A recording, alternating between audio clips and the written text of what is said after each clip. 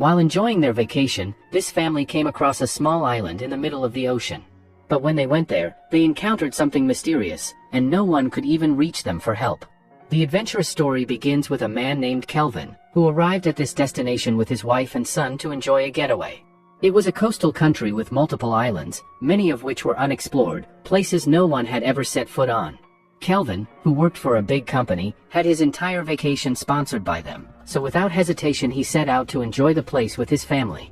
People used to say that visiting this area without going motorboating was meaningless, so Kelvin decided to rent one. He met a man renting out boats, but all of them were already taken. Kelvin insisted, wanting to explore everything with his family, and eventually the man told him about someone who had a private motorboat that might be rented out for money. Kelvin went to meet that owner, who after some discussion agreed to let him take it for a few hours in exchange for dollars, although he refused to take Kelvin's identity card, which was normally mandatory. Without pushing further, Kelvin accepted and left with the boat, seating his wife and son as they set off to explore the ocean. They had fun, amazed by the vast, crystal-clear water stretching endlessly. After traveling far from shore, Kelvin's wife, Lara, suggested it was getting late and they should return. Just as Kelvin was about to turn back, he spotted a tiny island he had never heard of before. Curious, he decided to check it out, ignoring Lara's suggestion. Soon, they reached the shore of the untouched, pristine island, realizing they were the first humans to set foot there. They explored it with excitement but quickly noticed there were no resources like food or water.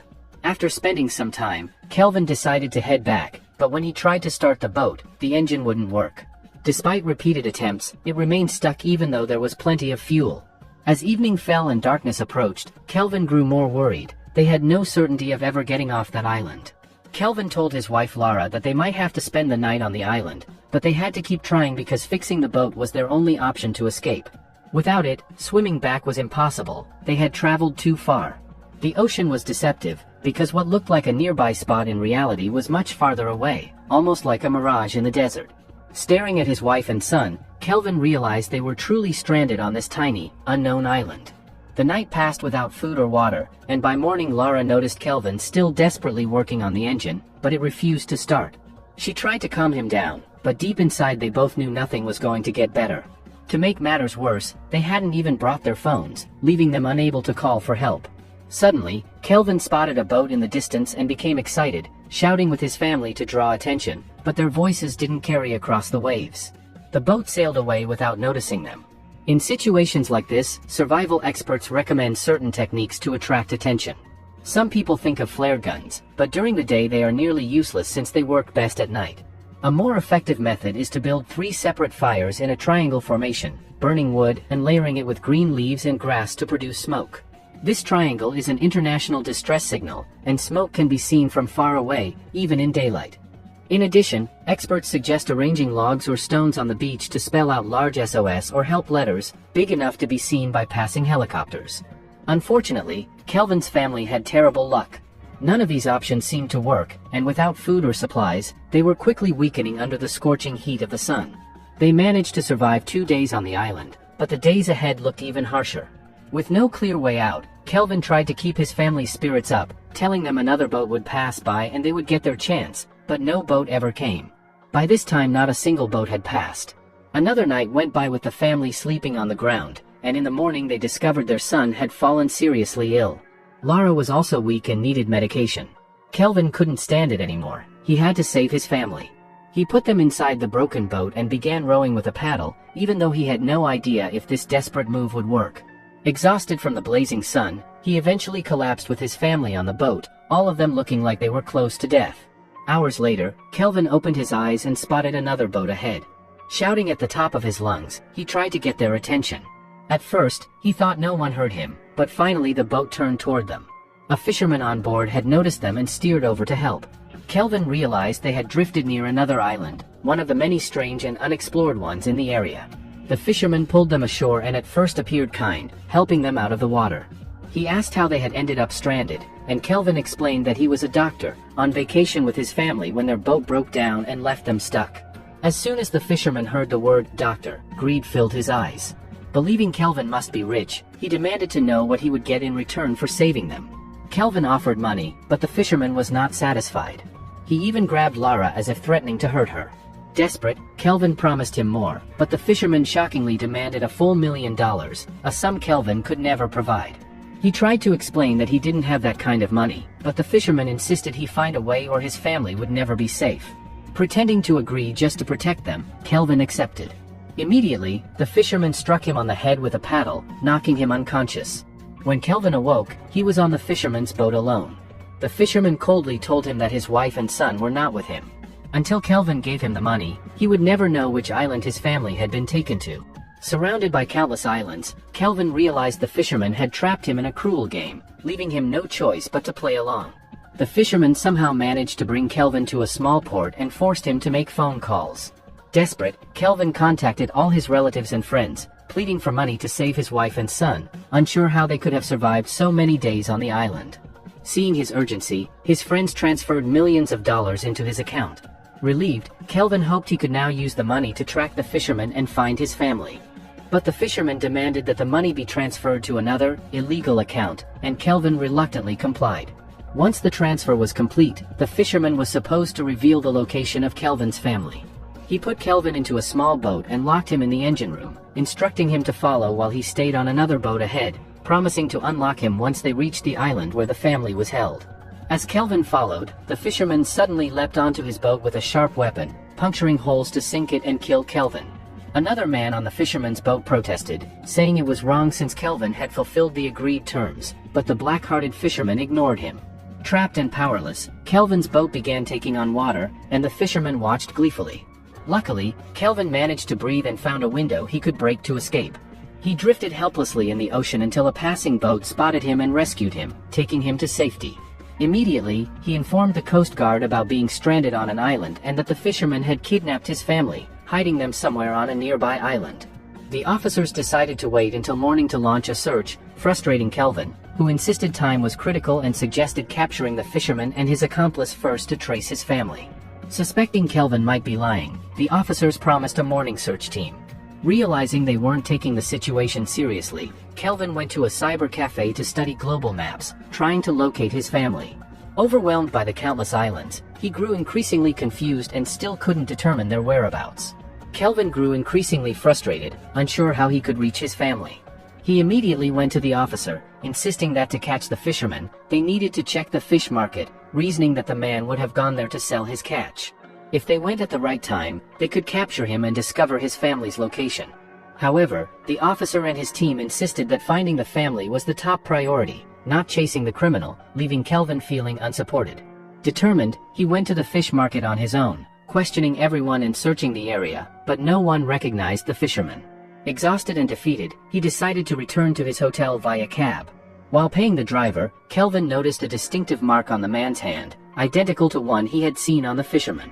Questioning him, he learned the mark was from a fish injury, treated at the city's main hospital, likely where the fisherman went for medical care. Realizing the urgency, Kelvin rushed to the hospital, got his own injuries treated by a female doctor, and explained his story about his family being stranded on an island and the criminal they were tracking. Convinced, the doctor allowed him to check recent patient records. Since there were no photos, Kelvin used the fisherman's approximate height and weight to narrow down suspects and eventually found matches, noting their addresses. Visiting one address, he entered a room where a woman, startled by his presence, assumed he was a thief. Inside, Kelvin spotted a framed photo of the fisherman, including his boat number, giving him critical information. Suddenly, the fisherman appeared, and when Kelvin demanded to know where his wife and son were, the man refused to acknowledge him, hiding his illegal activities. Enraged, Kelvin attacked, determined to get answers. The fisherman's wife appeared wielding a bow and arrow, threatening him, so Kelvin grabbed their daughter as a shield. A struggle ensued, the weapon accidentally hitting their daughter and injuring both her and Kelvin. The fight was intense, with Kelvin ultimately knocking the fisherman down, but he lost consciousness from blood loss. Hours later, Kelvin awoke in a hospital, his hands chained and an officer sitting before him, confirming that the police were now fully aware of the entire ordeal and everything that had happened at the fisherman's house. Kelvin realized the police believed the entire situation was his fault. The officer, furious, accused him of using the fisherman to trap his own family on the island and then killing the fisherman to leave no witnesses. The officers had even canceled the plan to find his family, and Kelvin faced the prospect of many years in prison for the alleged crime. Overwhelmed, he grabbed a nearby officer's gun, threatening them to unlock his handcuffs, and fled into the darkness while the other officers pursued him, but he cleverly vanished. Although the fisherman was dead, Kelvin still had his boat number, so he went to the boat association seeking information about the fisherman's associate, but the association had no records, leaving him frustrated and hopeless. Sitting on a bench by a river, Kelvin recalled seeing a man on a call, prompting him to contact the American embassy. Explaining the situation, he suggested tracing a call the fisherman had made to his partner, hoping it would reveal the last known location where his family might be. The embassy took the matter seriously, deploying teams to investigate, but soon an officer arrived, tracking Kelvin. Kelvin requested only the partner's number to contact him directly, but the officer revealed the partner had switched off his phone, leaving Kelvin more desperate. To escape the officer temporarily, Kelvin boarded a bus, sorrowful and fearing he might never see his family again. Suddenly, he spotted the fisherman's helper sitting in the last seat. As Kelvin ran toward him, the helper tried to escape, and a chase ensued. Though Kelvin was injured and could not run fast, he pleaded with the helper, promising not to harm him, only asking for the family's location. The helper, sensing Kelvin's sincerity, began to respond, but a truck hit him, injuring him severely. Kelvin quickly rescued him and showed him a map, and despite being dazed, the helper pointed to a specific island where Kelvin's wife and son were located. Realizing this, Kelvin immediately put the injured helper in the truck and headed to the hospital before planning the next step. Now he knew exactly where to go, but when he reached the harbor, he faced a new obstacle. He needed a boat, yet he had no money left to rent one. In the face of overwhelming danger, Kelvin's instincts for survival and the need to protect his family surged with unrelenting force. He knew there was no room for hesitation. His wife and son's lives depended entirely on him, and he was willing to go to any extreme, defy any authority, and face any peril to save them. With a steely resolve, he gripped his gun and fired warning shots to create chaos and cover his escape, eyes scanning the area for any opportunity, until he spotted a tourist boat moored nearby and seized it without a second thought. He quickly refueled the engine, checked the mechanics, and started the boat, feeling the adrenaline course through his veins as he navigated through the waves toward the remote, isolated island where his family had been left stranded. The tourists had already alerted the authorities, and now a squad of police boats was in relentless pursuit, their sirens wailing across the water as bullets sprayed dangerously close.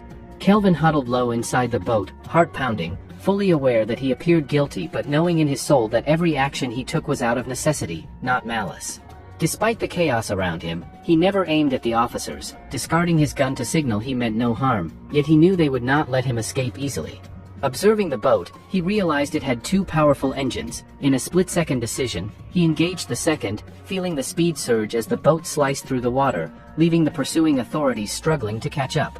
Steering with precision, he navigated the treacherous waves and reached the shoreline of the hidden island, his mind a whirlwind of fear and hope. He leapt onto the sand, scanning the area frantically, heart hammering, and there, through the haze of exhaustion and the bright glare of the sun, he saw them, his wife, pale and trembling, barely able to stand, and his son, motionless, lying on the ground. Relief that his wife was alive collided with sheer terror for his son, and a cold wave of panic gripped him.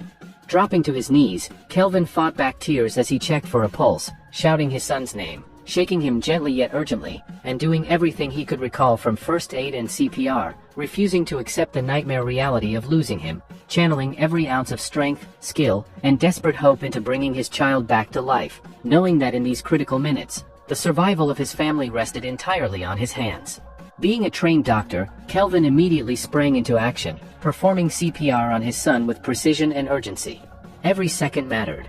His hands pressed rhythmically on his son's fragile chest, alternating with controlled breaths, as his heart pounded with desperation.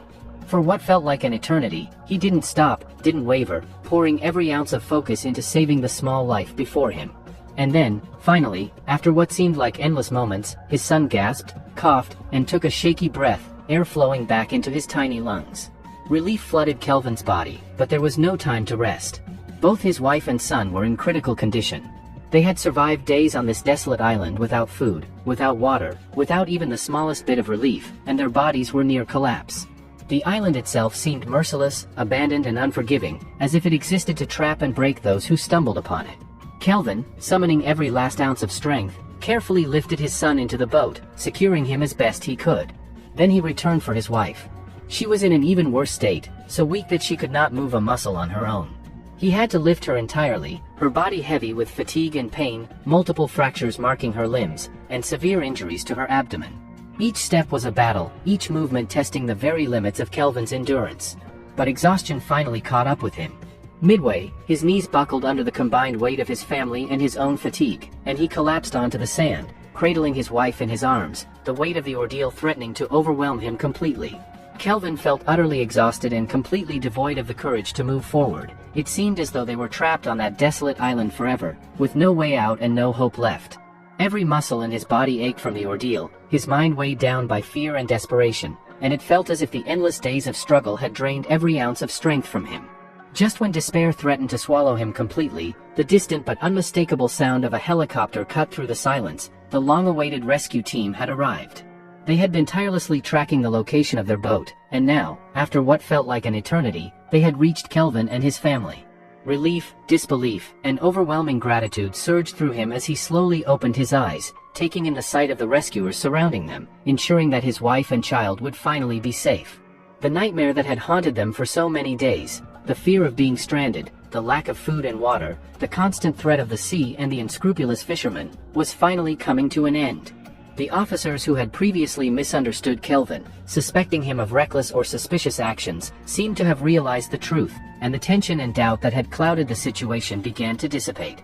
For Kelvin, seeing his wife alive, though frail and weakened, and his son, who had just survived a near-fatal ordeal, brought an indescribable mix of relief and heartbreak. He could finally feel the weight of fear lift ever so slightly from his chest. The air was thick with the sounds of rotor blades, the smell of the sea, and the palpable relief of survival, marking the moment when his family was finally pulled from the grips of danger. As they were secured and taken aboard the rescue team's helicopter, Kelvin knew that their ordeal was over, but the emotional and physical scars of their harrowing experience would remain. And with that, our story reaches its dramatic conclusion, a tale of courage, desperation, and the unwavering determination of a father to save his loved ones. That's how our story ends here.